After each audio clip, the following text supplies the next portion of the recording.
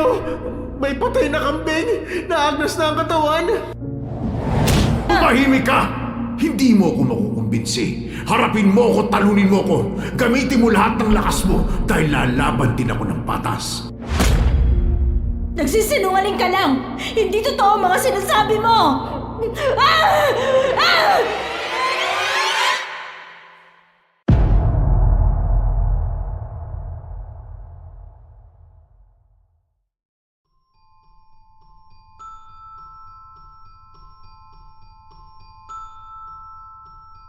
Magandang araw sa iyo, Hukong, at sa lahat ng mga tagapakinig mo.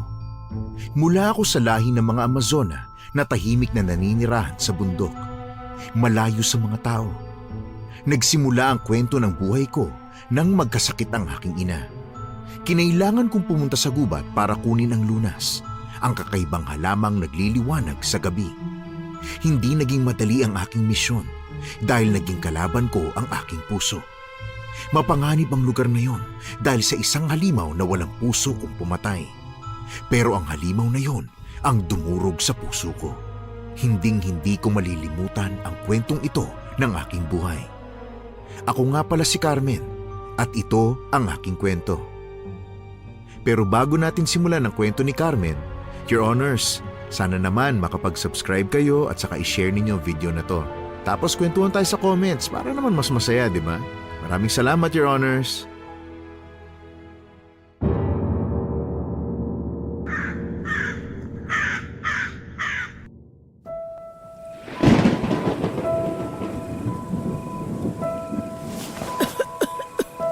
Anak, Carmen.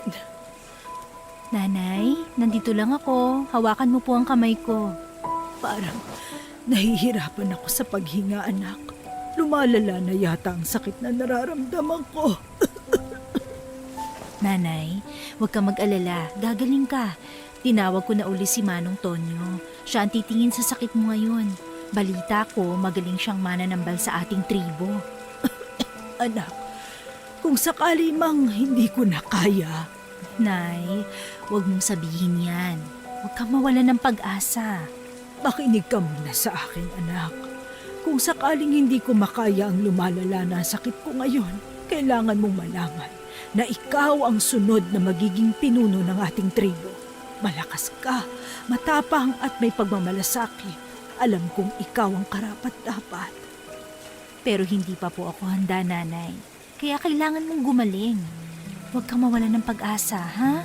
Ang dami ko nang nagawang mali sa mundo, anak. Siguro, ito na ang parusa sa akin ng Panginoon. Nay, huwag naman kayong magsalita ng ganyan. At saka huwag niyong sabihin yan. Nasaan na ba yung manggagamot? Nahihirapan na si Nanay eh. Carmen, ingatan mo ang ating tribo. Nung isang gabi na nag-inip ako, isang mabangis na tigre ang pumatay sa lahat ng tao sa ating tribo. Alam kong isa itong babala sa atin na maaaring may mangyaring masama sa susunod na mga araw. Nay, kung sakaling mangyari yan, hindi ko alam kung anong gagawin ko. Huwag mong pigilan ang sarili mo sa alam mong tama, anak. Alam ko, kaya mo yan.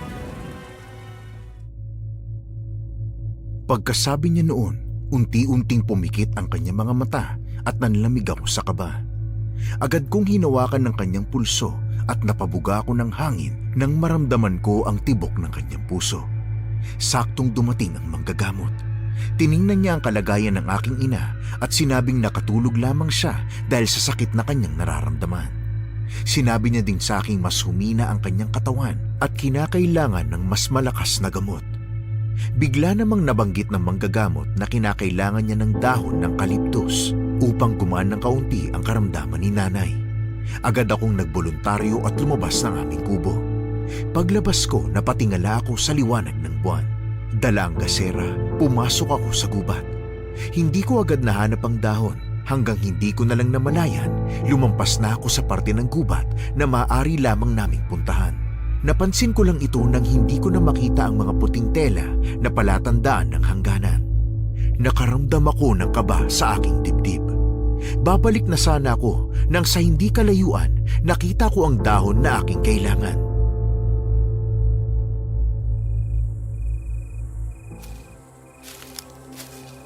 ito yung sinasabi na dahon ni Manong Tonyo. Hindi pa naman ata itong sinasabi nilang mapanganib na parte ng gubat. Hindi ko na kasi makita ang mga puting tela dahil sa dilim eh. Pero totoo ba talaga ang mga sabi-sabi? Mapanganib dito? Bahala na para kay nanay. Panginoon, kahit ano gagawin ko, gumaling lang si nanay. Hindi pa ako handang mawala siya tulad nung kung paano mawala din sa amin si Anito, yung kapatid ko.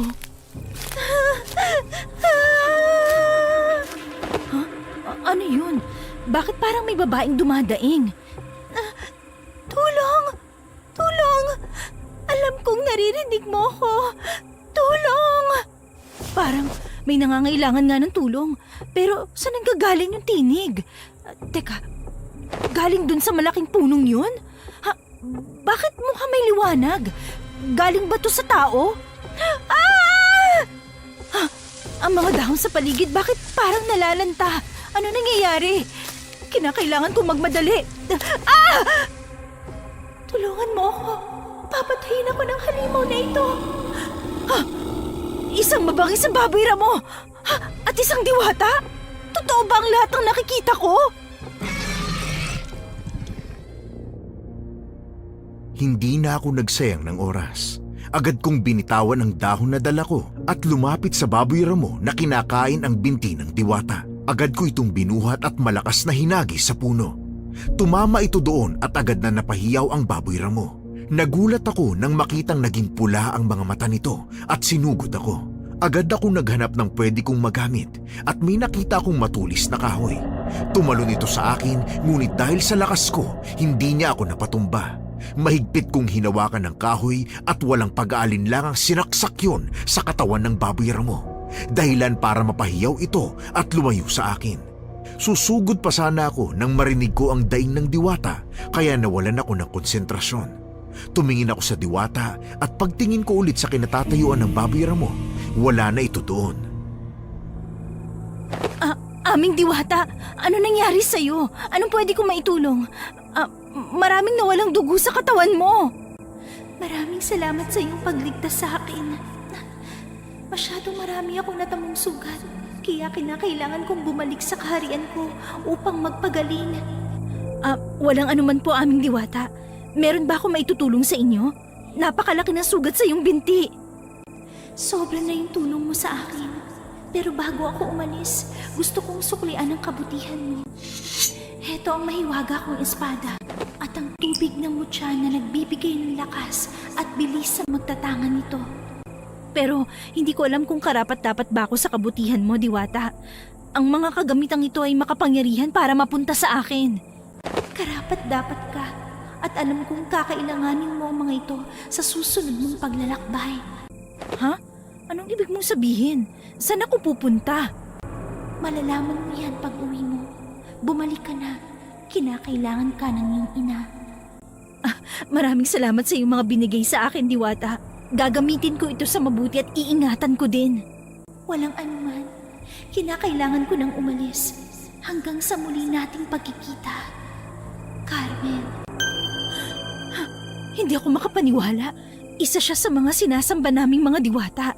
Pero anong nakalaban niyang baboy ramo? Paano natalo siya nun? Ito na bang sinasabi ni nanay na sakuna? O ito ang dahilan kung bakit may parte ng gubat na hindi pinapaapakan ng mga matatanda? Nandito nga ba ako sa lupang ito? Bago pa man dumami ang mga tanong ko, mabilis akong umuwi lalo na't naalala ko ang kondisyon ni nanay. Habang pauwi ako, nasaksiyan ko kung paano lumit ang espada hanggang sa maging isang kutsilyo na lang ito. Napakunot noo ako saka inilagay ito sa aking likuran. Pagdating ko, agad na sumulubong sa akin si Manong Tonyo at sinabi sa akin ang importanteng impormasyon. Sinabi niya na ang huling paraan lang na nakikita niya upang gumaling si nanay ay kinakailangan kong pumunta sa gitna ng gubat para hanapin ang mahiwagang halaman. Nagliliwanag ito sa gabi at tinatawag itong dahon ng buhay. Ngayon lang niya ito sinabi sa akin. Nag-aalinlangan siya dahil alam niyang delikado doon. Marami ring usap-usapan na malas ang parte ng gubat na yon. Kaya naglagay ang mga matatandang Amazona ng puting tela bilang palatandaan kung saan parte ng gubat na ligtas. Bigla kong naalala si Anito at ang sumugod na halimaw sa diwata kagabi. Napailing ako at determinadong tumango sa manggagamot.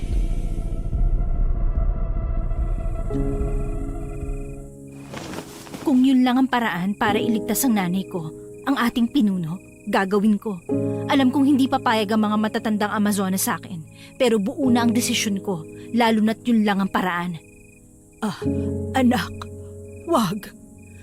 Nay, gising ka na. Kamusta ang pakiramdam mo? Nandito si Manong Tonyo para tingnan ang kalagayan mo. Carmen, hindi ako payag sa pagpunta mo sa gitna ng gubat. Narinig mo pala yun, Nay. Kasi yun lang ang paraan para mailigtas ka. Halos 1 buwan ang sakit mo at patuloy itong lumalala. Hindi ito sasabihin sa akin ni Manong Tonyo kung may iba pang pwedeng gawin. Pero delikado ang pagpunta doon. Alam mo, wala pang nakakabalik pagkatapos pumasok sa gubat na yon. Alam mo ba ang istorya ng gubat? Kung bakit wala nang nakakabalik? Dahil sa sumpa. Hindi ako natatakot sa sumpang yan, Nay. Mas natatakot akong mawala ka. Kaya hindi ko kayang umupo lang dito at tingnan kang nahihirapan. Nay, pinapangako ko na makakabalik ako. Dala ang dahon ng buhay. Pero paano kung wala na ang dahong yun doon? 5 dekada na ang nakalipas simula nang maging delikado ang gubat na yun. Nakakakuha man sila noon ng dahon pero hindi ka sigurado ngayon, anak. Hindi mo nga alam kung ano ang naghihintay na kapahamakan doon. Walang sinasabi sa atin ng matatanda kung anong totoong nangyari. Kung bakit naging sumpa ang gubat. Nay, handa akong harapin lahat. Paano kung mangyari sa iyo ang nangyari sa kapatid mo na si Anito? Nay, Hindi ko kayang pati ikaw mawala, anak. Nagsisisi akong hindi ko siya pinigilan nun sa pag-alis niya. Kasalanan ko kung bakit yun nangyari sa kanya. Hindi ko man lang siya naprotektahan kahit na ako ang pinuno dito sa ating tribo. Nay, huwag niyo pong sisihin ang sarili niyo. Walang may gusto sa nangyari sa kanya. At pwede ko tong gawing oportunidad. Anong ibig mong sabihin? Pwede ko ding hanapin sa gubat na yun si Anito. Sa totoo lang parang nararamdaman kong nandito pa siya. Nandun siya sa gubat, naghihintay sa pagdating natin. Pero anak, 1 dekada na ang nakalipas. Napakagatlabi ako. Tama si nanay. 1 dekada na ang lumipas pero hindi pa rin bumabalik si Anito. Noong mga bata pa lang kami, ang mga lalaki nakikita bilang mahihinang nilalang, hindi tulad ngayon. Kaya nakaranas ang kapatid ko ng pangungutya mula sa matatandang Amazona. Isang araw, para ipakita ang kanyang tapang sa tribo, pumunta siya sa gitna ng gubat. Simula noon, hindi na namin siya nakita. Hindi namin alam kung buhay ba siya o kinain ng mabangis na nilalang. Bigla ko ulit naalala ang baboy ramo. Gusto ko sanang sabihin ito kay nanay pero ayaw ko siyang mag-alala.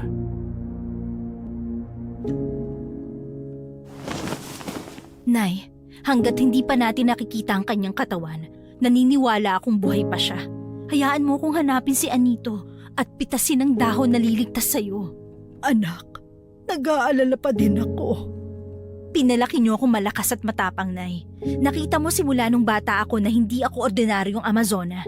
Sa'yo ko nakuha ang lakas at bilis ng mga kilos ko, kaya hindi ako agad mamamatay. Carmen, mangako kang babalik ka ng buo bilang isa sa mga tao ko.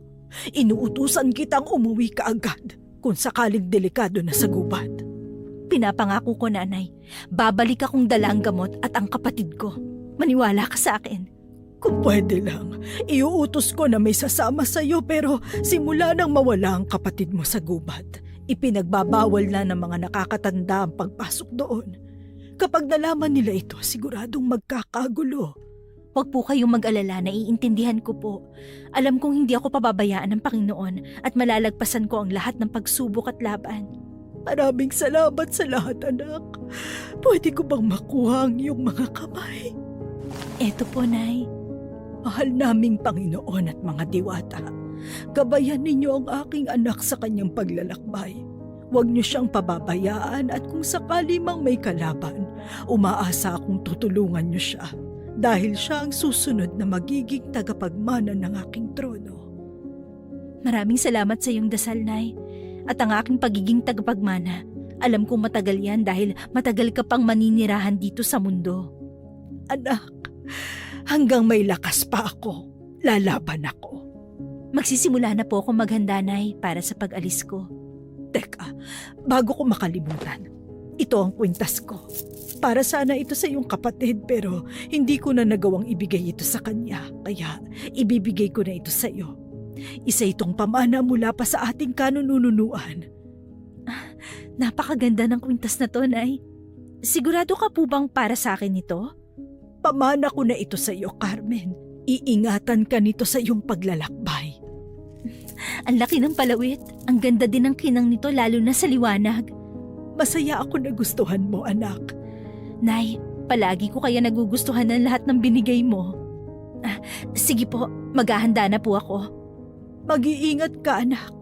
Ako na ang bahala sa pagtatago ng rason kung bakit ka mawawala ng ilang araw. Tumango ako at nagpasyang bukas pa ako ng tanghali aalis. Kung magiging totoo lamang ako sa sarili ko, nakakaramdam din ako ng kaunting takot, ngunit mas nangingibabaw ang pag-aalala ko sa kalagayan ng aking nanay. Pagsapit ng umaga, naghanda na ako ng mga dadalhin ko. Dinala ko ang mga kakailanganin ko tulad ng gasera, tali at iba pang mga kagamitan. Saka ako nagsimula na sa paglalakbay. Habang naglalakad ako, pilit kong inalala ang lugar kung saan naganap ang nangyari kagabi. Matapos ng ilang minuto, nakita ko na ang huli at malaking puting telang nasa puno. Alam kong yun ang pahiwatig na papasok na ako sa lugar kung saan ipinagbabawal ng mga matatandang Amazona. Napabuntong hininga na lamang ako at buong tapang akong humakbang at naglakad. Hindi ko alam kung ilang oras na akong naglalakad. Pero dahil nakakaramdam ako ng pagod, nagdesisyon muna akong umupo sa may malaking puno. Napatingala ako at napansing sasapit na pala ang gabi. Tumingin ako sa paligid at naghanap ng kahoy na maaari kong gamitin sa paggawa ng apoy. Saktong pagkatapos ko, unti-unting dumidilim na ang paligid. Nilabas ko na ang gasera at sinindihan yon. Tanging ang sinag ng kalahating buwan at ang apoy ng gasera ko ang nagsilbing ilaw ko.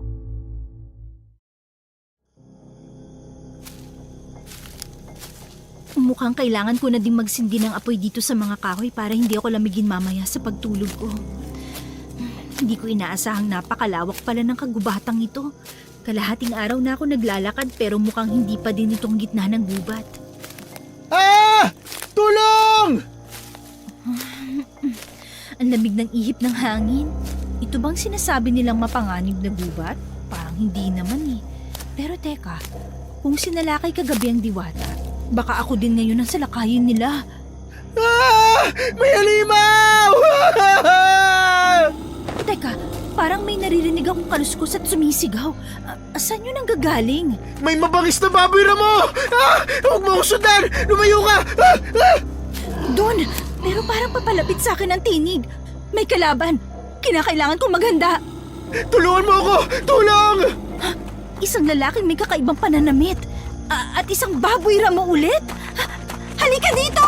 Takbo! Tumakbo ka na din! Nangangain siya ng tao! Pero hindi ako kasama sa mga makakain niya. Ako na bahala dito. Anong ikaw na bahala? Babae ka! Hindi ko yun matalo, ikaw pa kaya! Bitawan mo nga ako. Hindi ako basta babae lang. Mas malakas pa ako sa inaasahan mo.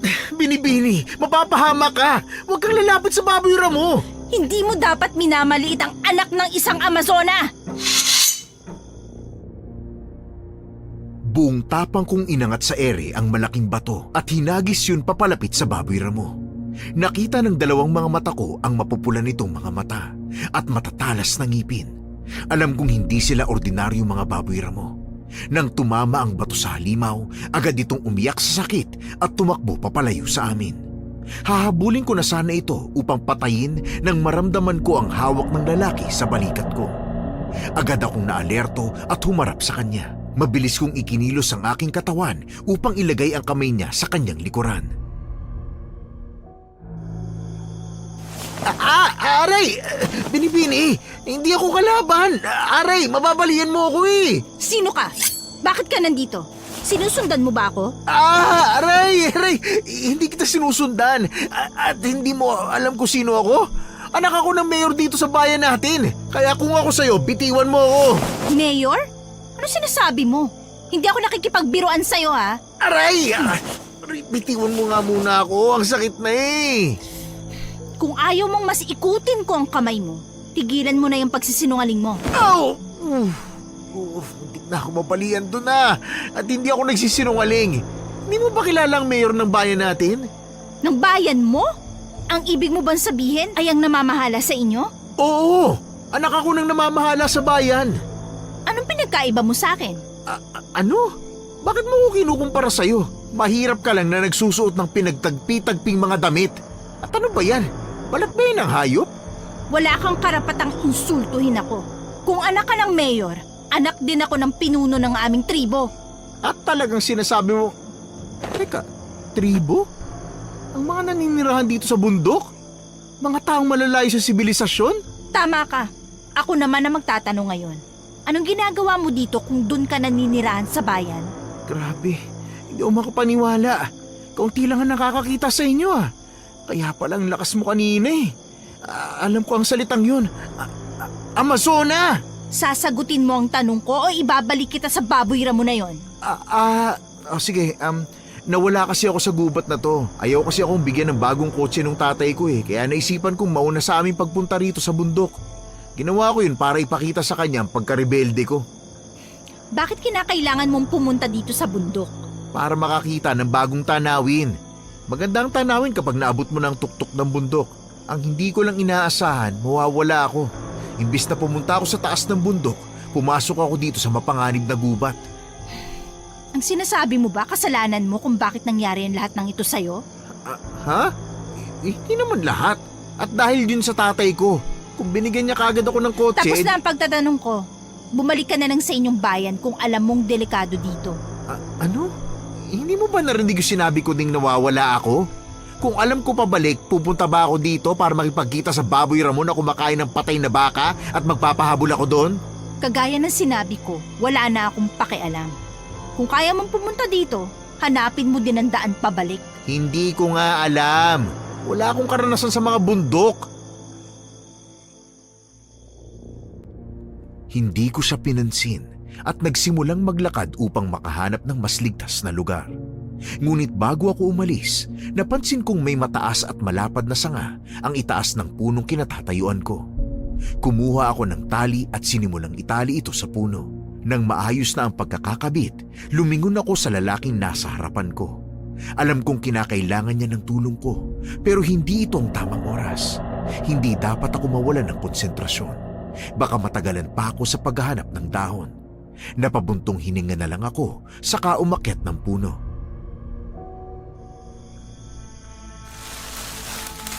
Oh, hoy! Saan ka pupunta? Huwag mo kong iwan dito!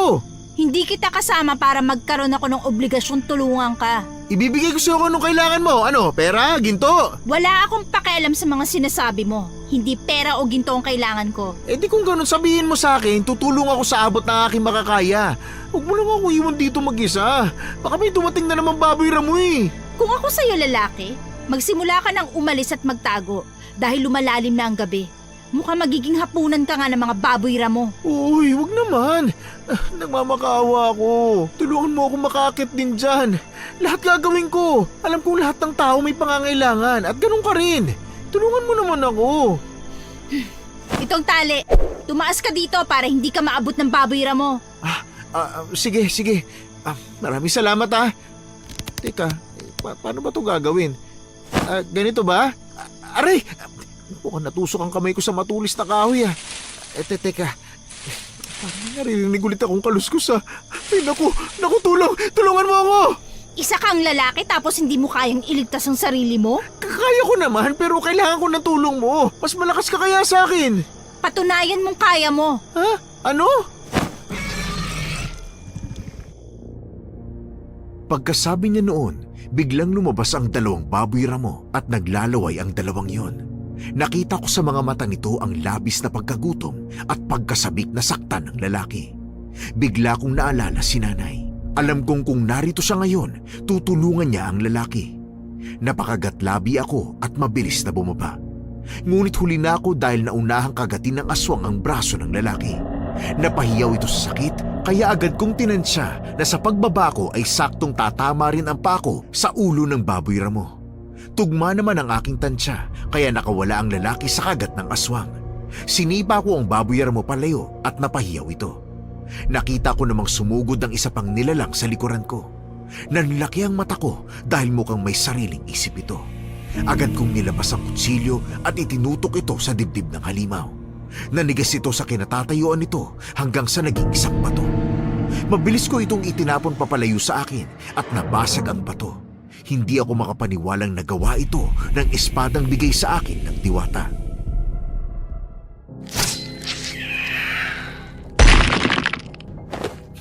Kung hindi pa ako mamamatay, hindi mo ako tutulungan. Ganyan ka ba magpasalamat sa pagligtas ko sa'yo? Aray, anong klaseng baboy ramo nga ba yun, ha? Alam mo bang hindi bubuhay sa'yo ang pagiging arugante mo? Bakit? Sa tingin mo ba dapat kitang pasalamatan pagkatapos mong tingnan lang ako bago tulungan? Nagmamakaawa ako sa'yo kanina, di ba? At sino ang walang utak na pumupunta ng gubat at hindi marunong ng daan pabalik? Alam kong kasalanan ko. Oh, masaya ka na ba? Salamat sa pagtulong mo sa akin, ha? Malaki ka na, kaya mo na ang sarili mo. Uy, iiwan mo na naman ba ako? Tapos ano? Titignan mo na naman akong kainin ng mga... Aalalayan kita sa pagtaas. Dalian mo bago ako mismo magtapon sa katawan mo sa parte ng gubat kung saan hindi ka na makakabalik kailanman. Oo, ito na. Pasalamat kang ikaw lang maasaan ko ngayong gabi. Pasalamat kang tinutulungan kita. Apakan mo ang kamay ko at dahan-dahan kang umakyat. Sige. Sakit talaga ng sugat ko. Hawakan mo yung sanga at buong lakas kang tumuntong sa kahoy. Sa wakas. Ay, ligtas na rin ako. Umusod ka doon dahil aakyat ako. Sinunod naman niya ang sinabi ko. Umusod siya, saka ako naman ang umakyat. Pag-akyat ko, wala nang nagsalita sa aming dalawa. Sinandal ko ang aking katawan sa sanga at pipikit na sana nang marinig ko ang mahinang daing ng lalaki. Tinitigan ko siya habang pinupunit niya ang kanyang damit upang pigilan ang pagdaloy ng dugo sa kanyang kamay. Napabuntong hininga na lamang ako saka lumapit sa kanya at kinuha ang kanyang braso. Nagulat naman siya sa ginawa ko, ngunit hindi ako nagsalita. Alam kong mas lalong lalala ang kanyang sugat sa kanyang gagawin. Kinaskas ko ang punong kahoy hanggang sa may makuha akong pinong piraso mula dito.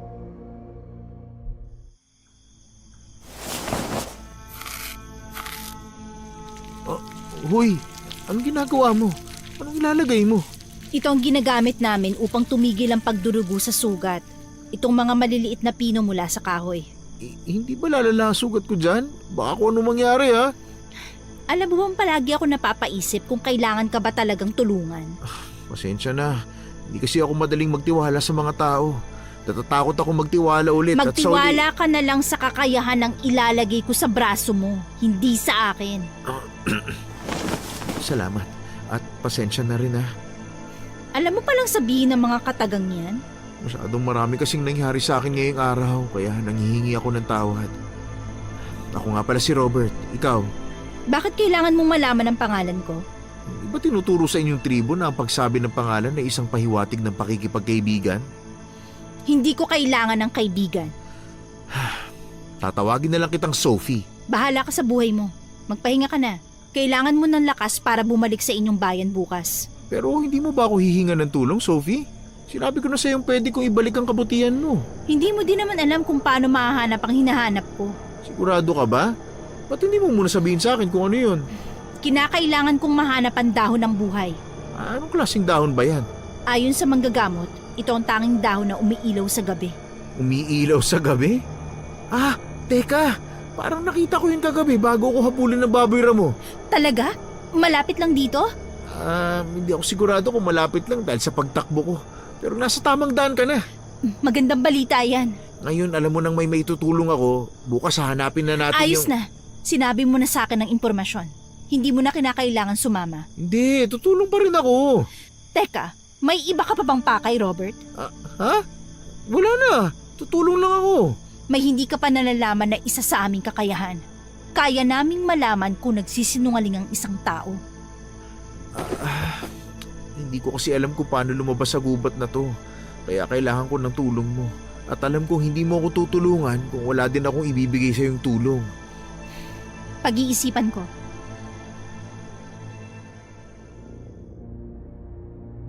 Tumalikod ako sa kanya at pumikit. Hindi ko na siya narinig muling magsalita. Ilang sandali lang, narinig ko na siyang humihilik. Napailing na lang ako sa kainalala ang sinabi niyang nakita niya ang dahon ng buhay. Namuo ang pag-asa sa puso ko. Nasasabik akong dumating ulit ang bukas at makita na namin ang dahon. Hindi nagtagal, nakaramdam na ako ng antok hanggang sa makatulog ako. Kinabukasan, may naramdaman akong humawak sa mukha ko. Malamig ang mga kamay nito at magaspang. Napakunot noo ako, ngunit hindi ko mamulat ang mata ko. Hindi ko rin maigalaw ang katawan ko. Ilang malalim na buntong hininga ang pinakawalan ko at saktong napamulat ako. Tiningnan ko agad kung sino ang nasa harapan ko pero walang tao. Lumingon ako kay Robert at nakita ko siyang natutulog pa rin ng mahimbing.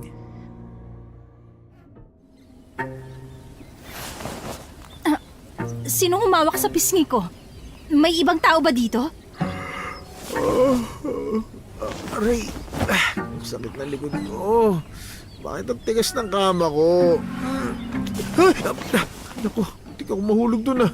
Ang aga-aga, ang laki-laki agad ng bukas ng bibig mo. Nasaan na ba ako? Teka, hindi pa naginip yung nangyari kahapon? Ewan ko sa'yo. Akala ko ba naginip lang eh. Ay, hindi pala. Talagang nawala ako sa gubat. Aray, yung sugat ko. Bumaba ka na dyan. Sabihin mo sa akin kung saan mo nakita ang dahon. Eto na, bababa na nga. Pero teka lang, hindi ka ba nagugutom? Kagigising lang natin eh. May pagkain akong dala dito. Kakain ako habang naglalakad. Eh ako wala. Problema ko ba yun? Hindi naman, pero pwede mo ba akong tulungan makahanap ng pagkain? Alam ko namang hindi mo ako bibigyan eh. Kaya mo yung mag-isa. Oh, sige, sayang. Alam ko pa naman kung nasan yung dahon. Hindi din ako makakapaglakad muna dahil mahina ang katawan ko. Nagugutom ako eh. Eto, may karne ako dito at kamote. Kumain ka na bago magbagong isip ko. Talaga? Naku, maraming salamat ha. Teka, itong karning to parang pinakuluan lang ah. Bakit? May problema ba? Anong gusto mo, hilaw? Hindi naman.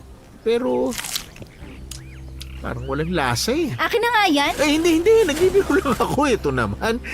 Maraming salamat ha. Grabe. Hindi ko inasahan na gagawin ko ang lahat ng to. Doon sa bahay, pagkagising ko, meron na kagad na nakahaing pagkain sa lamesa. Lahat ng yun masasarap. Tapos ngayon, natutulog pa ako sa taas ng puno. Ganyan ba talaga kayong mayayaman sa syudad? Walang ginagawa? Mga tamad? Hoy! Hindi naman kami tamad, no? May mga tao lang na nagtatrabaho para sa amin. Silang gumagawa ng trabaho na ayaw namin gawin. Pareho lang naman yun. Kung umaasa ka sa iba, iresponsable at tamad ka. Sus! Naiingit ka lang dahil wala ka ng meron ako. Meron ka pa din ba nun ngayon? Nasaan na yung sinasabi mong mga katulong mo? Hindi. Pero alam mo naman pag uwi ko, babalik ang dating pamumuhay ko. Kailangan ko lang ng tulong mo para makalabas ako dito. Di ba? Anong silbi ng yaman mo kung hindi mo magagamit para makalabas ka sa gubat na ito? Alam mo, kanina ka pa sarkastiko.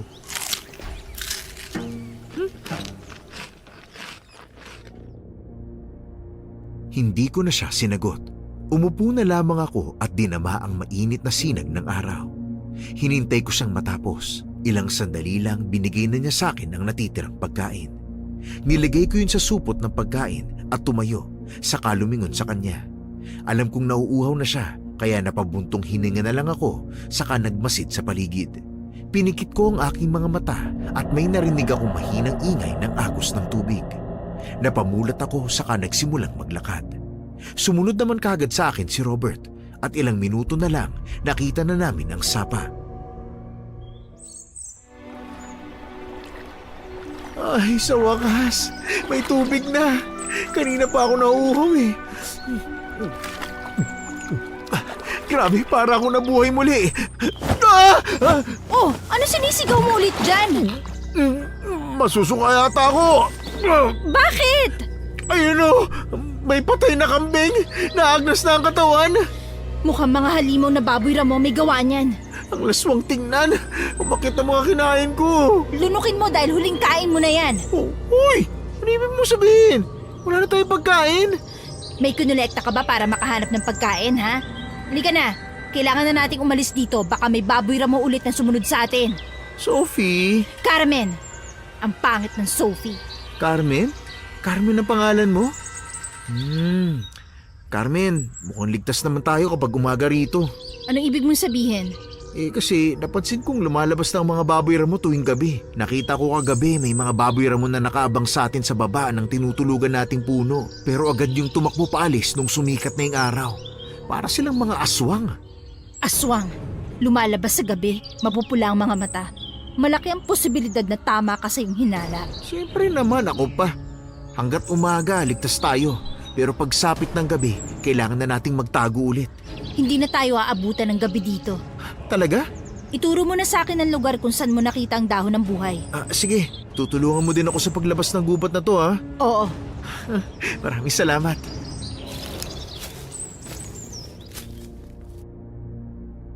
Nauna siyang maglakad.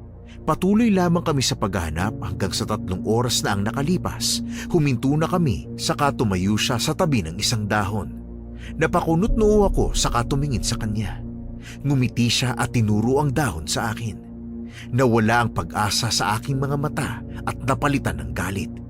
Mukhang napansin niya ang ekspresyon sa aking muka kaya kinakabahan siyang nagturo muli ng isa pang dahon. Napapikit ako at galit na lumapit sa kanya saka kwinelyuhan siya.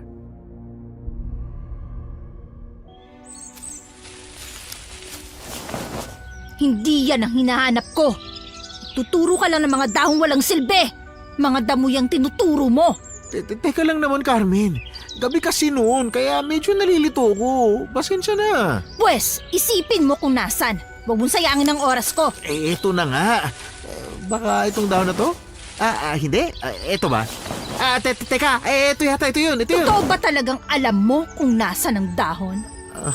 Carmen, patawad. Pero hindi ko na ulit maalala kung saan lugar ko yung nakita eh.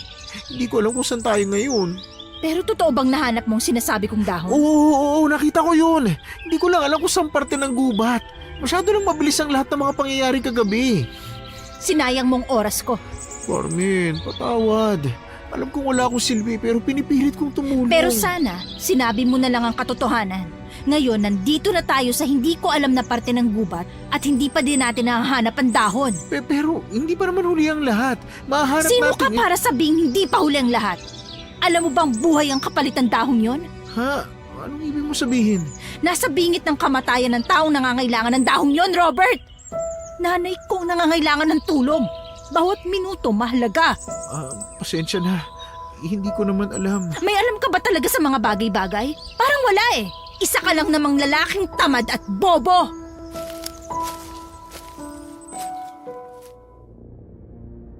Nakita ko ang gulat sa kanyang mga mata. Dahan-dahan siyang napatras saka naglakad papalayo sa akin. Wala na akong pakialam. Ang gusto ko lang ay ang mahanap ang dahon at umuwi sa aming tribo para iligtas si nanay. Napasabunot ako sa buhok ko at umupo sa ilalim ng isang puno. Ramdam ko ang pagod sa katawan ko. Napatingala ako at nakita ko ulit kung paano masaktan si Robert sa sinabi ko kanina. Alam kong mali ang sinabi ko pero dapat rin niyang malaman na hindi ako nakikipaglaro sa kanya. Ilang minuto ang lumipas, hindi pa rin bumabalik si Robert. Napatayo ako at nagsimulang hanapin siya pero ilang minuto nang nakalilipas, hindi ko pa rin siya mahanap.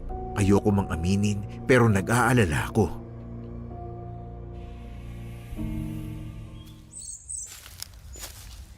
Robert? Robert, nasan ka? Robert, delikadong gubat lalo na't hindi mo alam kung anong dinadaanan mo. Robert! Saan pumunta ang lalaking yun? Teka, may araw pa. Hindi yun makakatagpo ng aswang. Pero paano kung meron pang ibang nilalang dito maliban sa mga baboy Ramo? Robert! Robert! Carmen! Carmen, tulong! Nasaan ka? Nandito ako! Tulungan mo ako! Nakatali ako sa taas ng puno! Saan? Paano napunta ka dyan? Ang taas! Hindi ko alam eh. Nawala na lang ako ng malay nang maramdaman ko may pumalo sa likod ng ulo ko. Pumalo? Anong ibig mong sabihin? May tao pa dito maliban sa atin? Hindi ko alam, hindi ko siya nakita. Pero kung tao, hindi niya to magagawa kay Robert, ang umakyat sa ganyang kataas na puno. Sino at anong klaseng nilalang ang may gawa nito sa kanya? Ito na ba sinasabi nilang sumpa sa kagubatan na ito? Uy, Carmen, tutulungan mo ba ako? Alam kong tama ang sinabi mo, bobo ako at tamad. Pero sinusubukan ko naman magbago eh. Sinusubukan ko maging matalino sa mata ng tatay ko. Pero patuloy ko pa rin siyang nabibigo. Ano ba pinagsasasabi mo dyan? Hintayin mo ako! Gusto kong sabihin sa yung para patunayang may silbi ako sa mundo. Hindi ako uuwi hanggat hindi ko na ibibigay sa iyo yung dahon. Nababaliw ka na! Sa ganung paraan, oo. Pero hindi ako magsisisi kahit mamatay pa man ako. Tumahimik ka dyan! Aakyat na ako! Uy, teka, paano ko bababa nang hindi nababalian? Pag-iisipan ko pa. Sabihin mo na lang sa akin kung anong pwede kong maitulong. Itiko mo yung bibig mo at hayaan mo ko sa ginagawa ko. Sinunod naman niya ang sinabi ko. Unti-unti kong pinutol ang tali. Ngunit habang ginagawa ko yun, alam kong ang kahahantungan nito ay mahuhulog pa rin siya. Mukhang plinano talaga ito ng kung sino mang tao o halimaw. Hinawakan ko siya sa balikat. Nakita ko ang takot sa kanyang mga mata. Seryoso kong pinaharap siya sa akin at unti-unting pinutol ang huling tali. At pagkatapos kong gawin yon, agad na bumagsak ang katawan naming dalawa. Mabilis kong pinagpalit ang aming posisyon at napapikit na lamang ako. Hinintay ang pagbagsak ng aking likod sa matigas na lupa. Pero ilang segundo na hindi ko pa rin nararamdaman ang sakit.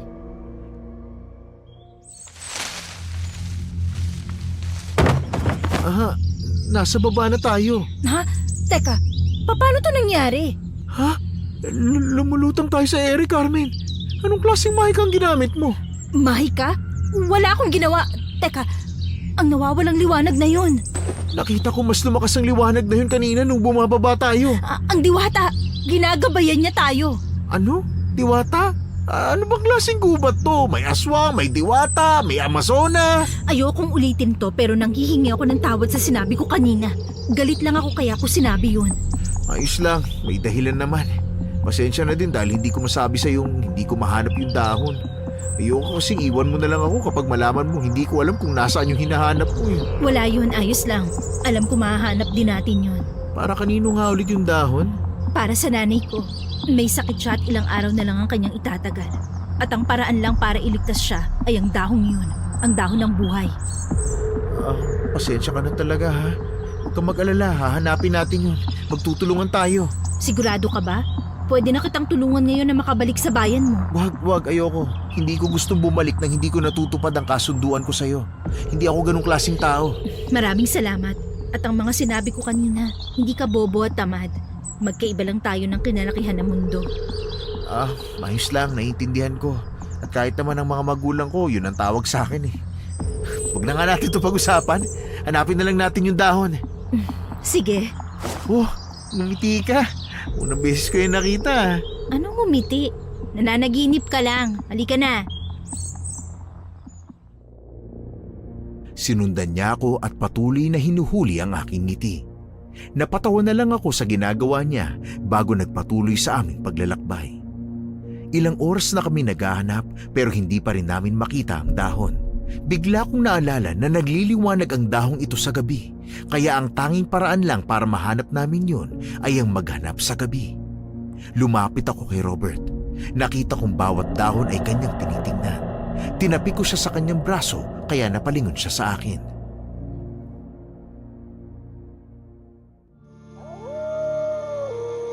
Mukhang kinakailangan nating hintayin ng gabi. Ha? Bakit? Mas delikado kaya yun? Tama ka, pero mas mahihirapan tayong mahanap ang dahon yun sa umaga. Sa gabi nagliliwanag ito. Tama ka naman. Pero kinakailangan natin maging handa. Kaya kong makipaglaban, Robert. Alam ko, pero kailangan ko ding tumulong sa'yo. Paano kung maraming sumugod na baboy mo mamaya? Sigurado ka ba sa desisyon mo? Siguradong sigurado. Kung ganon, kailangan nating maghanap ng pwede nating gamitin. Nga pala, gumagamit ka ba ng mahika? Anong ibig mong sabihin? Kasi nakita ko kung paano maging bato yung baboy mo kagabi. Ay, eto, matulis na kahoy. Alam mo bang pumana? Oo, yun ang lakas ko. Sige, gagawan kita ng pana. Ay, maraming salamat. Pero yung tanong ko kanina, Hindi yun akin. Galing yun sa isang diwata. yung tumulong sa atin kanina? Oo, maaaring yun nga. Binigay niya ang sandatang yun para pasasalamat sa pagligtas ko sa kanya. Ah, kaya pala. Nagulat din ako sa ginawa ng kutsilyong yun. Gamit ang espadang ibinigay sa akin ng diwata, kumuha ko ng matitibay na kahoy sa paligid at gumawa ako ng pana para kay Robert.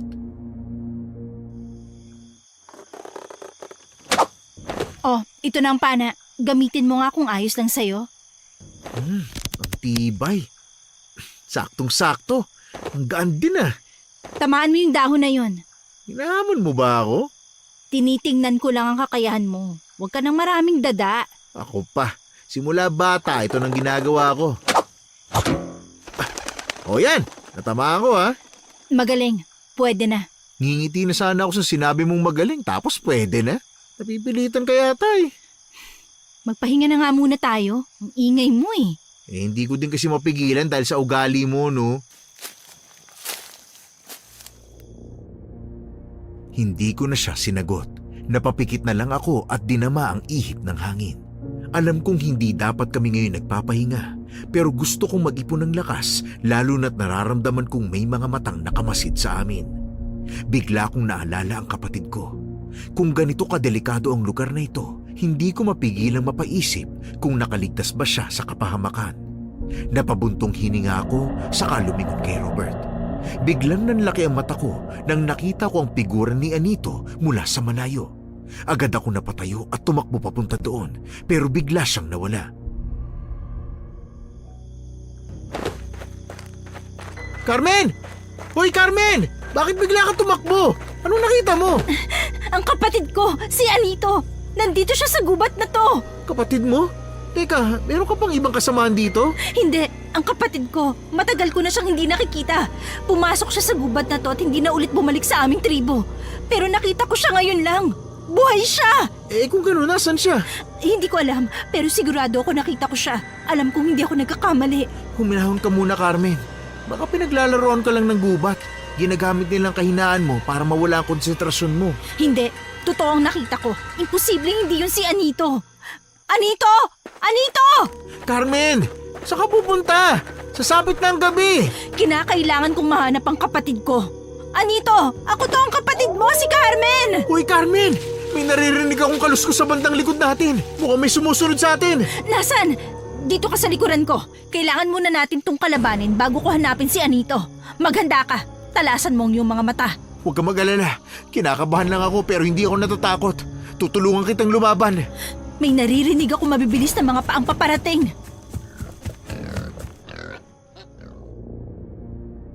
Pagkasabi ko noon, mabilis na lumabas ang isang baboy ramo, ngunit mas nakakatakot ang itsura nito. Mabilis itong lumapit sa akin at binalak na kagatin ang aking binti. Mabilis naman akong tumalon. Agad na lumipad sa ere ang matulis na kahoy at tumusok ito sa ulo ng baboy ramo at agad itong nawalan ng hininga. Nilabas ko ang patalim na binigay sa akin ng diwata at naging espada ito. Mahigpit ko itong hinawakan at hiniwa ang katawan ng halimaw na lumapit sa akin. Ngunit pawang hindi sila humihinto sa paglapit sa amin. Mas lalong nadagdagan ang galit ko at buong lakas kong kinalaban ang mga aswang. Sa likod ko naman may kinakalaban din si Robert.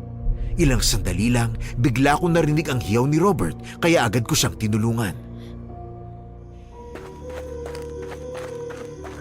Dito ka na muna, Robert. Mukhang ikaw ang unang pinupunteriyan nila. Pero paano ka? Huwag ka mag-alala. Hindi ako papayag na matalo nila ako. Sige, pero mag-iingat ka ha. Pagkatapos ng lahat ng ito, hahanapin ko ang kapatid ko. Ha?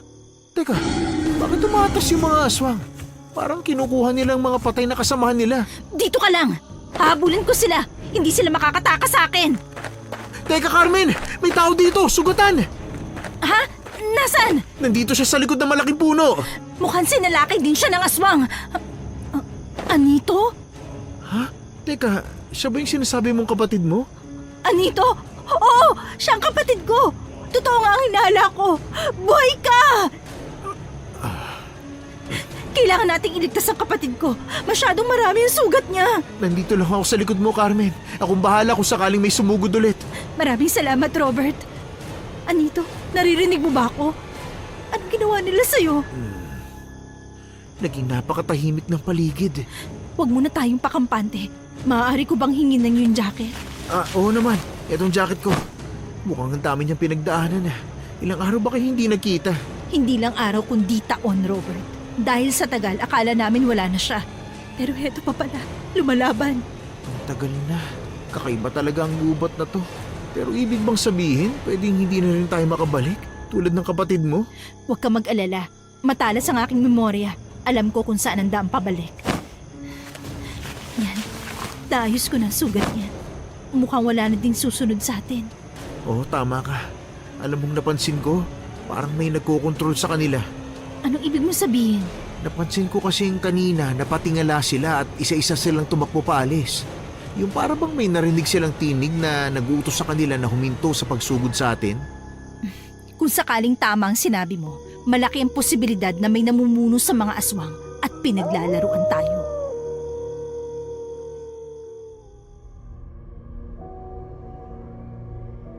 Lumingon ako kay Anito at hinawakan ng kanyang kamay. Wala siyang malay at mukhang dahil ito sa ginawa sa kanya.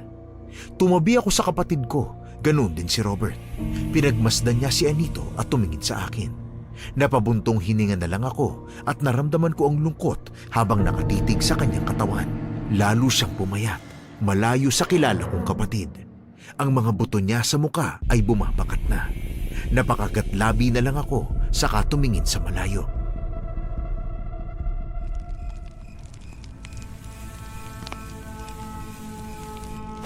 Mukhang ipagpapabukas na lang ulit natin yung paghahanap ng dahon ng buhay. Oo, tama ka. Hindi ko din kayang iwanan dito ang kapatid ko, lalo na't ganito ang kanyang kalagayan. Naiintindihan kita. Carmen, kung ayos lang, pwede ko bang itanong kung bakit siya nawala? Kung paano siya napunta dito sa gubat? Pumunta siya dito at hindi na muling nakabalik. Tapos nang malaman niyong nawala siya, hindi niyo ba siya hinanap? Hindi, pero may rason kami. Hindi maaaring pumunta dito sa kagubatan ng aming tribo dahil sa sumpang sinasabi ng mga nakakatanda. Sumpa? Yung mga aswang bang sinasabi nila? Maaaring yun nga, kaya hindi namin siya nasundan.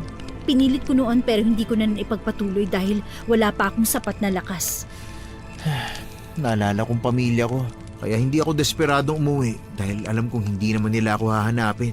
Bakit? Baka akala mo lang yan. Kahit anong mangyari, nag-aalala ang mga magulang sa mga anak nila. Ibahin mo yung sa akin, no? Masyado na lang inaatupag ang kanilang mga trabaho kaysa sa nag-iisa nilang anak. Kaya pala, kahit mayaman ka, nakikita ko sa mga mata mong miserable ka. Halata ba masyado? Alam mo, hindi natin yung pag-usapan. Ang importante, alam kong lalabas ako dito sa gubat na ito na may pagmamalaki. Alam kong mabuti kang tao, Robert. Dahil kung hindi, matagal ka nang umalis at iniwan ako para sa gipit ng sarili mong buhay. Ngumiti lamang si Robert. Napatingala ako sa buwan na halos buo na. Tahimik ang paligid, kaya nakahinga ako ng maluwag. Wala ng panganib. Dahan-dahan kong hinaplos ang buhok ng kapatid ko bago ko ipinikit ang aking mga mata. Siguro dahil sa pagod, bigla akong inantok ng sobra. Ilang sandali lang nakatulog na ako. Hindi ko alam kung gaano ako katagal nakatulog, pero nagising ako nang maramdaman kong may magaspang na kamay na humahaplos sa pisngi ko. Hanggang sa maramdaman kong may matutulis na kuko na dumadampi sa balat ko. Pinilit kong idilat ang mga mata ko pero hindi ko magawa. Ilang sandali lang, nagawa ko rin. Tulad kagabi, sinag na naman ng araw ang bumungad sa akin at wala ni isang tao sa harap ko. Agad ako napalingon sa tabi ko. Wala na doon si Anito. Si Robert lang ang nandoon, mahimbing pa rin ang tulog. Anito? Anito! Carmen, anong nangyayari? Pagising ko wala na si Anito, ang kapatid ko. Anito! Carmen, kumalma ka lang. Baka nandun lang siya. Carmen, Anito, nag-alala ko. Akala ko may nangyari sa'yo. hanggang dyan ka lang. Huwag kang lalapit. Anito, alam namin, nagkamali kami. Patawarin mo kami. Hinihintay ka ni Nanay, umuwi na tayo. Ako hinihintay? Kayo maghihintay sa akin? Oo, tama ka, Anito. Palagi kang binabanggit sa akin ni Nanay at hinihintay din kita dahil kapatid kita. Huwag mo kong tawaging kapatid. Dahil hindi mo ko tinuring na kapatid noon pa man. Hindi totoo yan. Talaga? Eh bakit ngayon lang kayo naglakas loob na pumasok dito? Alam niyo bang naghintay ako? Naghintay ako ng tulong pero walang dumating. Pinatunayan niyo lang sa akin na kahit kailan hindi niyo ako itinuring na pamilya. May rason kung bakit hindi kami nakapunta, Anito. Ayokong marinig yung mga rason mo, Carmen. Umalis na ako sa tribo. Hindi niyo na ako kadugo. Hindi totoo yan. Yun ang totoo. Baka nga tumatawa pa kayo habang wala na ako. Tama ako, di ba? Mas masaya kayo kung wala na ang pabigat na katulad ko. Hindi, mali ka. 10 taon, Carmen. 10 taon. Alam ko, at nangihingi kami ng tawad. Sana mapatawad mo kami sa lahat ng aming ginawa. Hindi ganun kadali yun. Huwag kang umasang tatanggapin ko na lang kayo agad basta-basta. Kukuhanin ko ang loob mo, kapatid ko. Sabay tayo nga harap kay nanay. Siguradong kapag nakita ka niya, lalakas ulit siya. Lalakas? May sakit si nanay at kinakailangan niya ng dahon ng buhay upang gumaling. May sakit si nanay? Tama ka. At walang kahit anong gamot ang nakapagpapagaling sa kanya. Kaya din nagpunta ako dito. Umiwas siya ng tingin sa akin at tumalikod. Ramdam ko ang paglambot ng kanyang puso sa aking sinabi. Naghintay lang ako sa kanyang sagot. Nakita kong pagtaas-baba ng kanyang balikat bago umupo sa ilalim ng malaking puno. Lumapit ako sa kanya at umupo din sa kanyang tabi. Nakita kong nakakuyom ang kanyang mga kamay habang nakatingin sa malayo.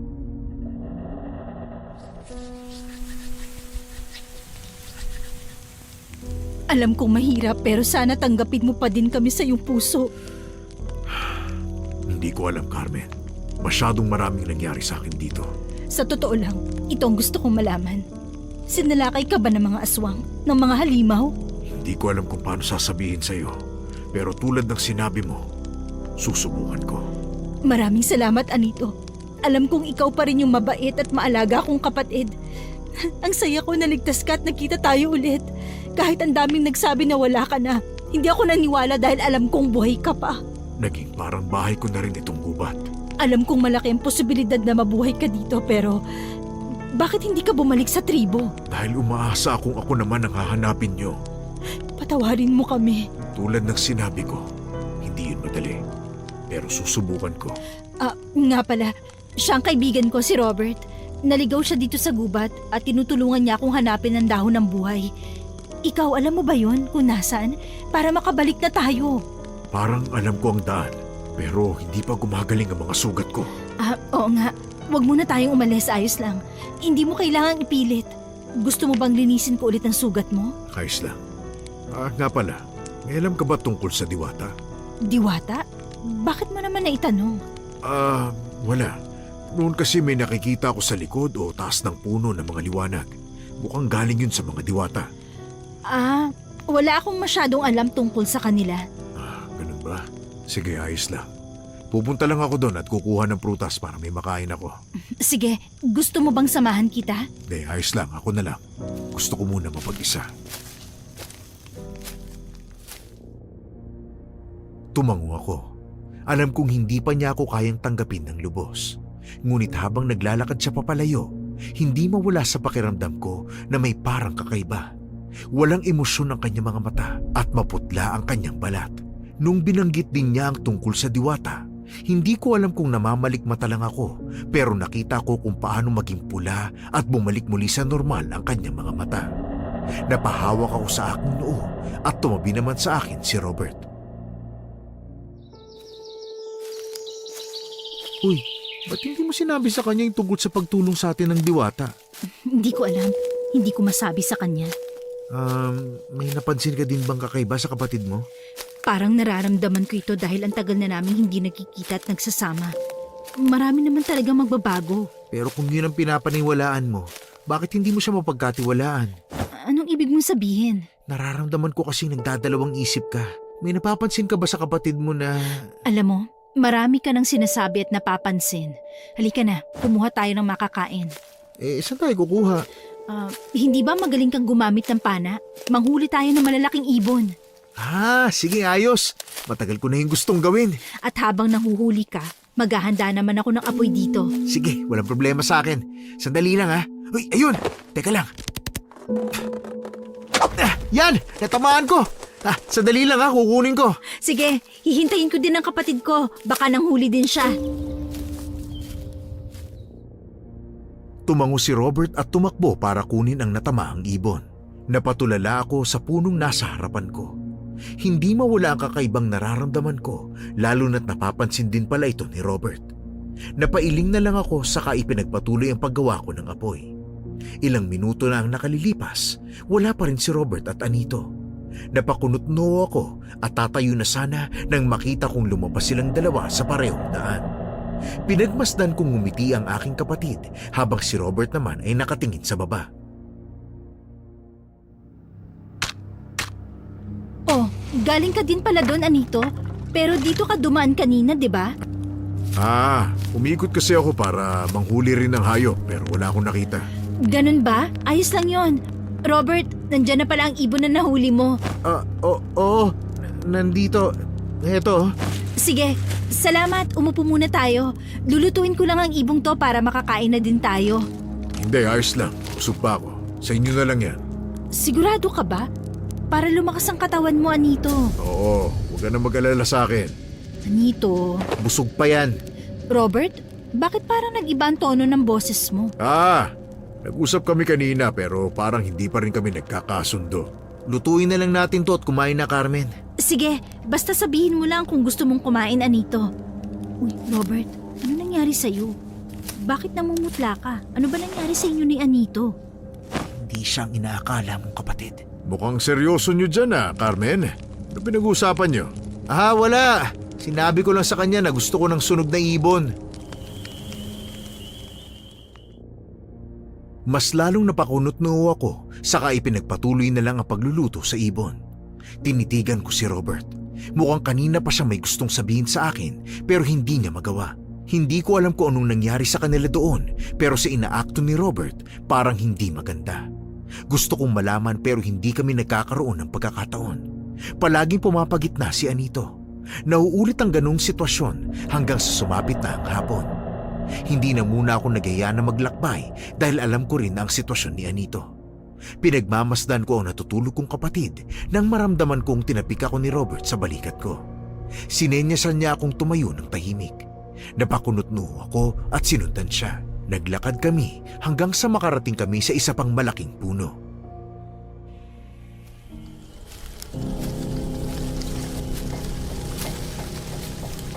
Uy, Robert, anong ginagawa mo? Bakit parang natataranta ka? Kanina ko pa yan napapansin. Kailangan na nating umalis, Carmen. Hindi naligtas dito, lalo na't maggagabi na naman. Alam ko, pero nandun pa si Anito. Hindi na natin siya dapat isama. Ha? Anong ibig mo sabihin? Hindi tao ang kapatid mo, Carmen. Nakita ng dalawa kong mga mata. Ano? Anong kahibangan nito, Robert? Papatayin ka niya. Kaya kailangan na nating umalis dito. Baliw ka na ba? Bitawan mo nga ako. Nandun pa ang kapatid ko. Hindi mo na siya kapatid, Carmen. Pakinggan mo ako. Gusto lang kitang iligtas. Hindi mo ako kailangang iligtas. Bitawan mo ako, sabi. Gabi na, baka sugurin ulit si Anito ng mga aswang. Carmen! Aswang ang kapatid mo. Ano?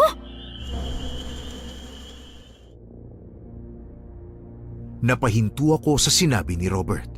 Hindi ako makapaniwalang ito ang kanyang sasabihin. Nanigas ang aking katawan nang may maramdaman akong lumapit sa likod ko.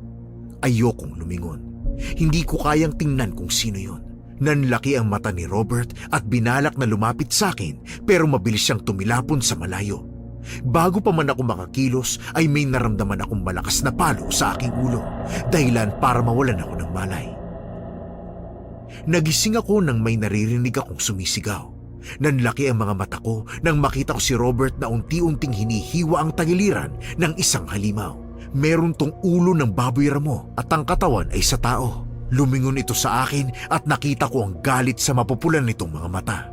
Nanghihina man ako, pinilit kong tumayo. Hindi ko pa rin matanggap ang sinabi sa akin kanina ni Robert, pero kailangan niya ng tulong. Nilabas ko ang aking espada at bago pa man ako makalapit, isa-isang lumabas ang mga baboy ramo. Nakita kong tinali ng aswang si Robert sa mataas na puno habang dumadaig pa rin siya.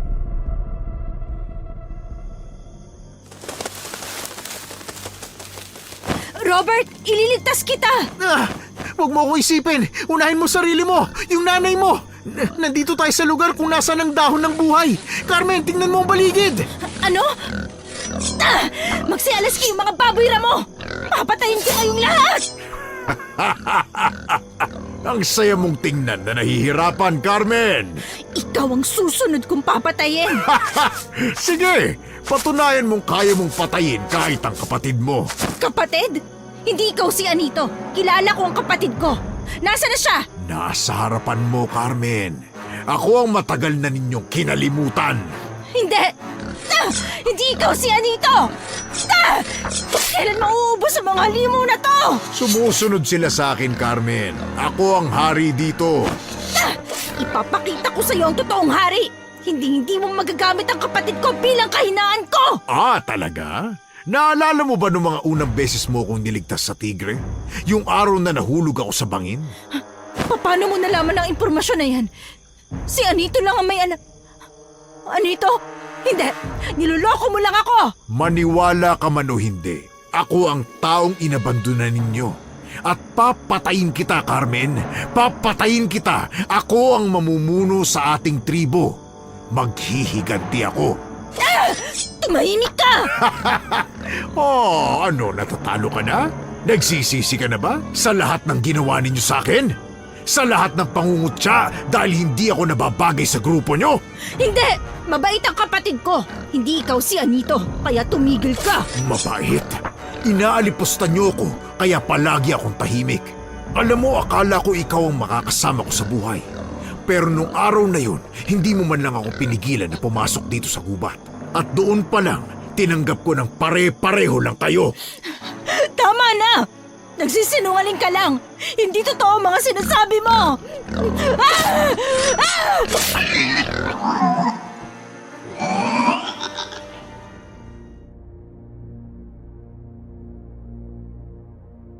Napahiyaw ako sa sakit nang dumapo sa aking balat ang matutulis na ngipin ng mga baboy ramo. Agad kong sinipa ang mga kaya kong malabanan pero sa huli natalo pa rin nila ako. Naramdaman ko ang paglapit sa akin ni Anito. Mahigpit niyang hinawakan ang aking panga at pinatayo. Hindi ko namalayan na tumutulo na pala ang luha ko. Biglang lumaki ang kanyang bunganga. Narinig ko naman ang sigaw ni Robert pero masyado akong mahina para lumaban. Napapikit na lang ako nang biglang lumiwanag ang paligid. Nagulat ako sa hiyaw ni Anito at nakita ko siyang nasusunog dahil sa liwanag ng araw na dumadapo sa kanyang balat. Nanlaki ang mga mata ko. Alam kong gabi pa ngayon at imposible itong nangyayari. Tumingin ako sa pinanggagalingan ng liwanag at nagulat ako nang makita kong nanggagaling yun sa diwatang sinagip ko.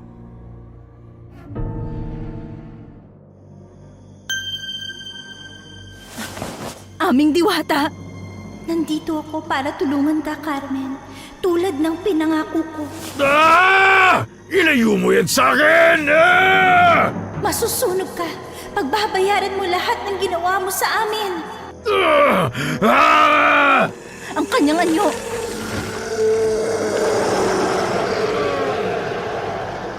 Nagiging tao ulit siya. Teka, siya nga ba talaga si Anito? Ang kapatid ko. Sumanib sa kasamaan ng kapatid mo, Carmen. Kung siya ang kapatid ko, pakawalan mo siya. Nagmamakaawa ako. Huwag mong patayin ang kapatid ko. Hindi pa ako tapos. Babalikan ko kayo.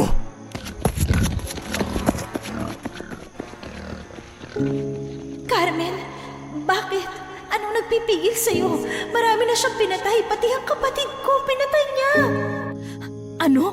Kapatid mo, Diwata? Kinakailangan ko munang tulungan ang kaibigan mo. Robert! Sandali lang! Tutulungan ka ng Diwata! Huwag kang matakot. Lulutang ka sa hangin, Robert. Makakababa ka ng ligtas. Maraming salamat. Ikaw ba yung diwata? Yung palagi kong nakikita kapag nasa kapahamakan kami? Tama ka. Nandito ako para tulungan kayo at tapusin ang kasamaan ng mga aswang. Pero ngayon, pagagalingin ko muna ang inyong mga sugat. Maraming salamat Ako hindi pa rin ako makapaniwala. Isang diwata. Aming Diwata, anong ibig mong sabihin na pinatay ng kapatid ko? Si Juana, ang kapatid ko. Nilinlang siya ng kapatid mong aswang hanggang mapatay niya at kuhanin ang mutyang perlas. Ito ang kapangyarihan at lakas ni Juana na ginagamit ngayon ng aswang kaya malakas siya at nakakayanan niyang makatagal sa katamtamang sikat ng araw. At nung araw na tinulungan mo ko, muntik na din niya ako mapatay at balak din niyang kuhanin ng kapangyarihan ko. Hindi ganun si Anito. Nakipagsanib siya sa matandang aswang na malapit nang mamatay noon dahil sa ginawa ng aking ama sa kanya. At dahil tinanggap ni Anito ang sisiw, siya ang sunod na naging halimaw. Ang kapatid ko, kasalanan ko ang lahat ng ito. Kasalanan ko kung bakit yun nangyari sa kanya. Carmen, mabuti kang tao. May mga pagkakamali lang tayo pero hindi mo kasalanan lahat. Pero sinabi niya kaninang ako lang ang inaasahan niyang katuwang sa buhay. At ako ang nagtulak sa kanya para maging ganito. Shh! Shh! Makinig ka sa akin. Hindi itong tamang oras para sisihin mong sarili mo. Nandito na tayo, sa lugar kung saan nakatanim ang dahon ng buhay. Ang kailangan natin, kunin yan at lumabas sa gubat na to bago pa man bumalik si Anito. Pero hindi ko kayang sukuan siya, Robert. Kapatid ko siya. Naiintindihan ko, pero alam mo kailangan ka din ng nanay mo. Hindi ko kayang pumili sa dalawa. Nararamdaman ko ang galit sa puso ng kapatid mo, Carmen. At bago pa man niya gamitin kahinaan ng iyong pamilya, dapat lang na iligtas mo muna sila. Yun ang dahilan kung bakit niya kinukuha ang kapangyarihan namin para ubusin ang iyong pamilya. Napasabunot na lang ako habang nakatitig sa dahon ng buhay. Patuloy pa rin ang pagtulo ng luha ko. Wala na akong nararamdamang sakit. Magaling na ang aking mga sugat sa katawan pero mabigat na ang aking pakiramdam. Dahan-dahan akong tumayo at pinitas ang ilang mga dahon. Hindi ko alam kung paano tatanggapin ang lahat pero tama sila. Kailangan kong puntahan ang nanay ko bago mahuli ang lahat. Kung sakali, baka makumbinsi namin si Anito na bumalik sa amin. Pagkakuha ko noon, agad na kaming kumilos. Nagmasid kami at nakaramdam ako ng kakaiba. Masyadong tahimik. Nasa kalahati na kami sa daan nang biglang marinig ko ang hiyaw ng diwata. Tumilapon ang diwata papunta sa madilim na parte ng gubat.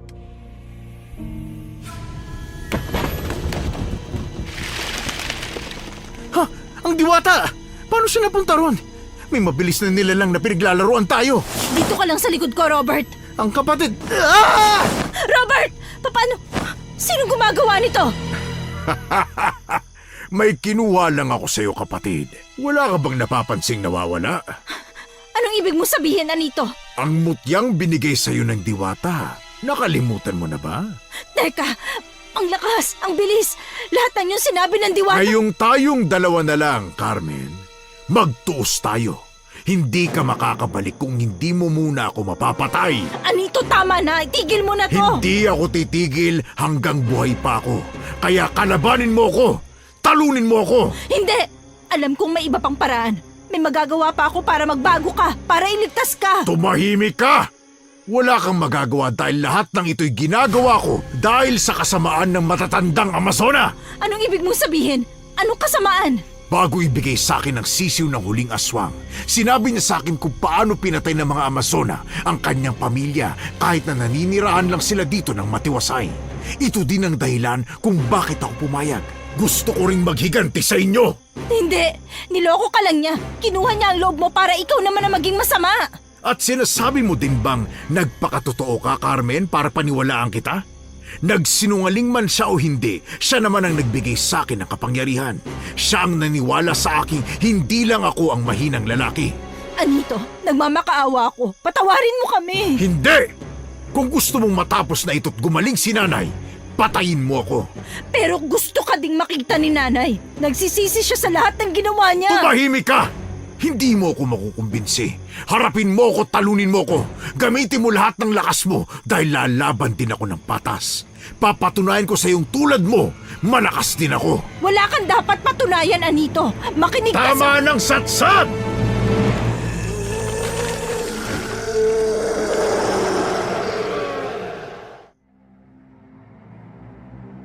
Naging pula ang kanyang mga mata at nagpalit siya ng anyo. Mabilis siyang sumugod sa akin at wala akong nagawa kundi sanggain ang lahat ng kanyang suntok at kalmot. Ramdam kong mas lalo siyang nagalit dahil hindi ko siya nilalabanan. Pero kahit alam kong kinakailangan, hindi ko magawa.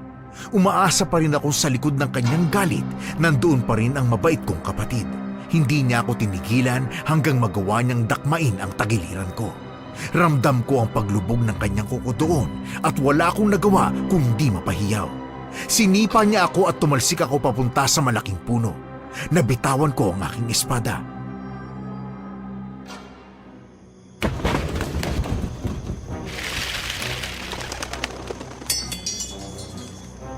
Oh! Akala ko ba malakas ka? Ikaw ang pinagmamalaki ng lahat, hindi ba? Labanan mo ko ng patas! Anito, itigil na natin to. Nangihingi ako ng tawad sa ginawa Tawad! namin. Noon gusto ko yung marinig. Pero ngayon, tumatagos na lang yan sa aking tenga. Kahit para kay Nanay Anito, alam kong mahal mo kami. Paano kung malaman mong papunta na ngayon ang mga iniutos kong mga aswang sa ating tribo, ha? Ha? Ano? Anong ibig mong sabihin? Gusto kong ubusin ang lahi ninyo. Gusto kong mamatay kayong lahat at ako lang ang matitira. Hindi. Alam kong dala lang yan ang galit mo. Galit nga! Kinamumuhian ko kayong lahat at mamamatay kayong lahat ngayong gabi. Ang Nanay Anito, may sakit si Nanay. Wala akong pakialam. Kung gusto mo siyang iligtas, harapin mo ko at huwag kang maging mahina. Hindi. Kung ayaw mong maging huli na ang lahat, harapin mo ko!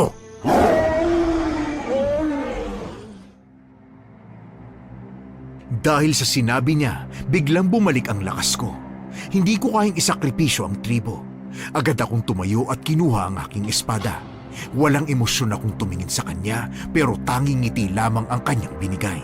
Sumugod siya sa akin pero sinangga ko yun at gamit ang aking paa, sinipa ko ang kanyang tuhod at nang mapaluhod siya, sinipa ko ang kanyang dibdib. Hindi ko alam kung saan nanggagaling ang lakas ko pero alam kong kailangan kong harapin ang kapatid ko. Tumawa lang siya at pinunasan ng dugo sa kanyang labi at sumugod ulit sa akin. Gamit ang espada ko, nahiwa ko ang kanyang braso kaya napahiyaw siya sa sakit. Sunod ko namang pinunterya ang kanyang tuhod kaya nawalan siya ng balanse at napahiga. Ginamit ko ang pagkakataong yon upang itarak ang espada sa kanyang dalawang nakataas at magkatabing palad.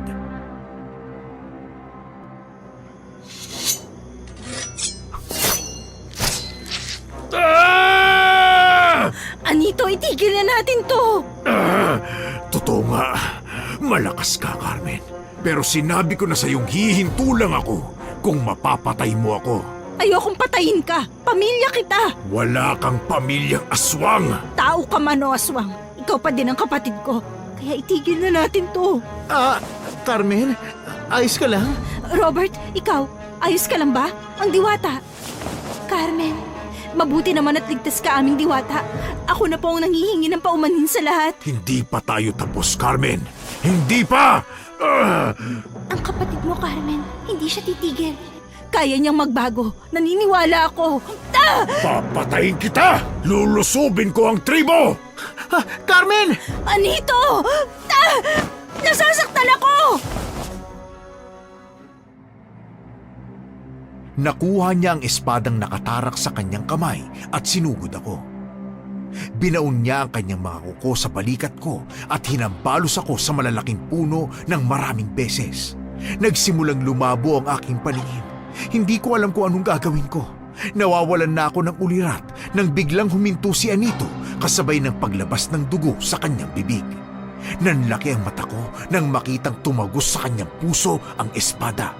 Sa likod nito ay si Robert na nanginginig ang mga kamay habang hawak ang espada.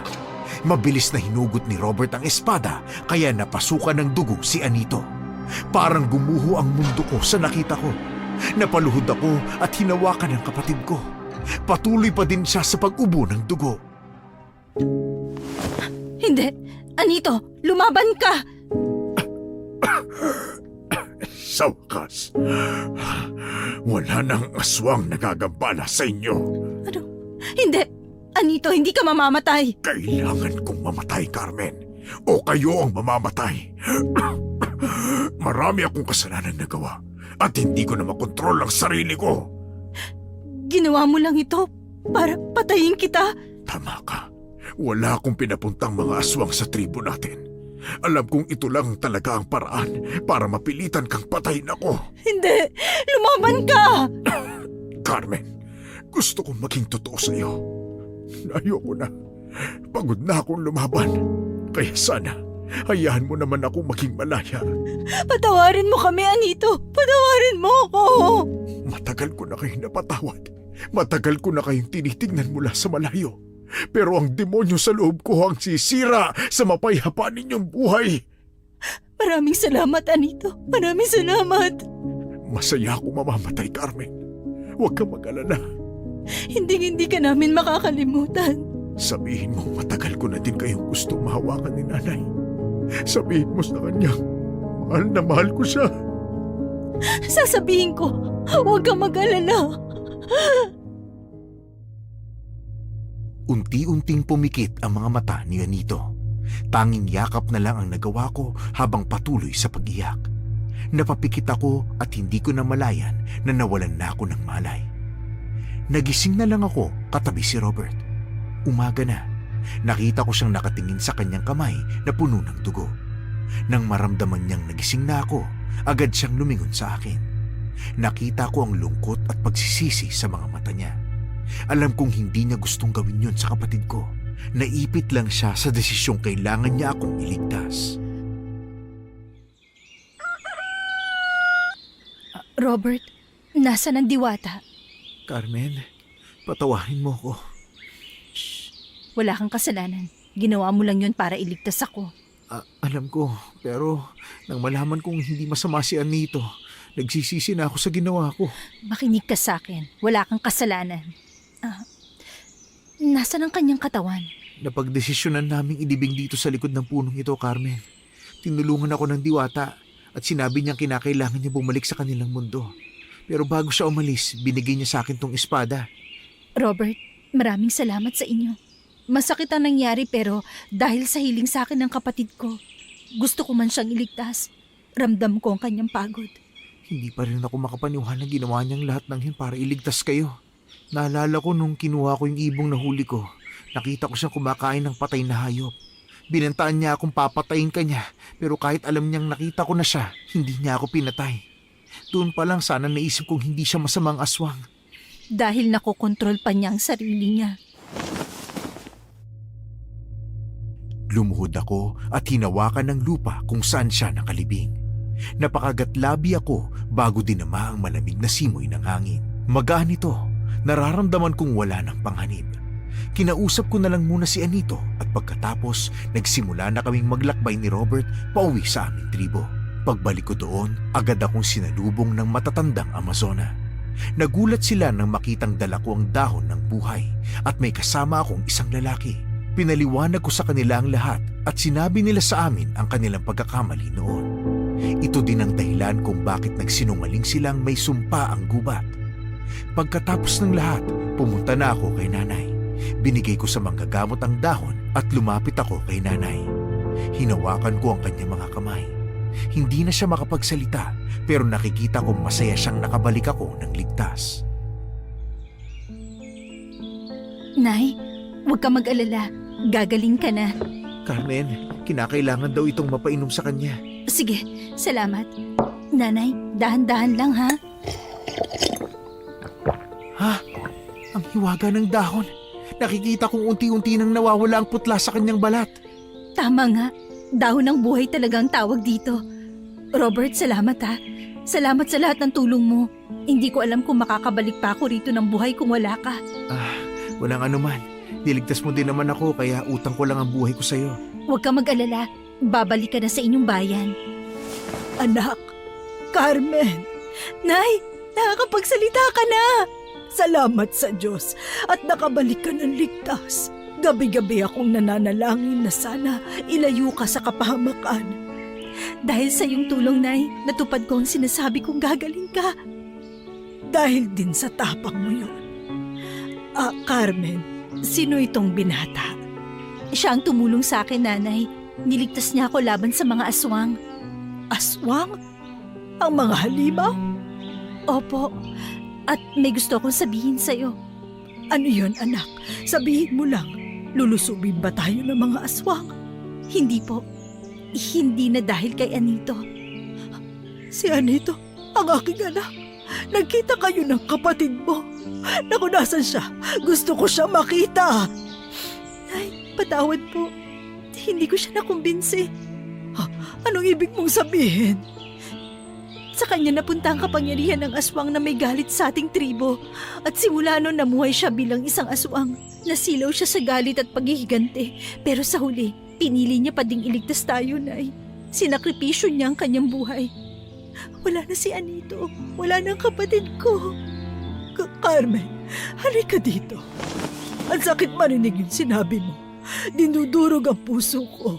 Pero mas masakit pa kasi nakikita kong sinisisi mo ang sarili mo, anak. Huwag mong isipin yan.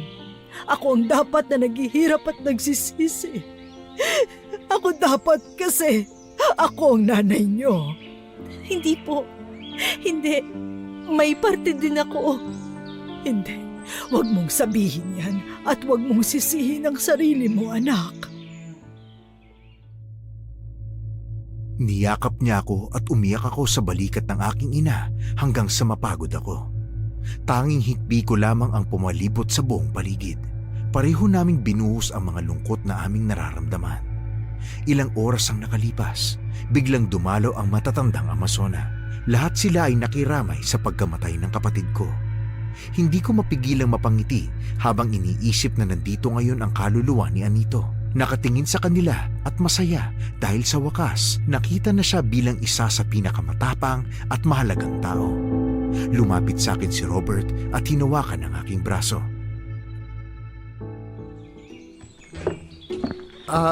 Carmen, alam ko namang mababait kayo pero may naririnig akong ipapakasal ako dito sa isa sa mga Amazona. Natatakot ka ba? Hoy, may iba pa akong plano sa buhay ko, no? Huwag ka mag-alala. Ganyan lang sila sa mga lalaking may itsura. Ibig sabihin ba ng sinabi mo? Gwapo ako? Tumahimik ka nga. Kapag magbago ang isip ko, ipapakasal kita sa kanila. Hoy, wag naman. Ito naman, no? Robert, ikaw ang binatang nagligtas at tumulong sa anak ko. Taus-puso ako nagpapasalamat. Walang anuman po. Tinulungan din po ako ni Carmen. Kaya nagpapasalamat din ako sa kanya. May maikling daan kami dito papunta sa syudad. Sa bayan mo, pwede mong samahan, Carmen. Opo, Nay. Ayos ka na po ba? Magaling ka na? Oo naman, aking anak. Ngayon lang ako naniwala ng lubos sa mahika.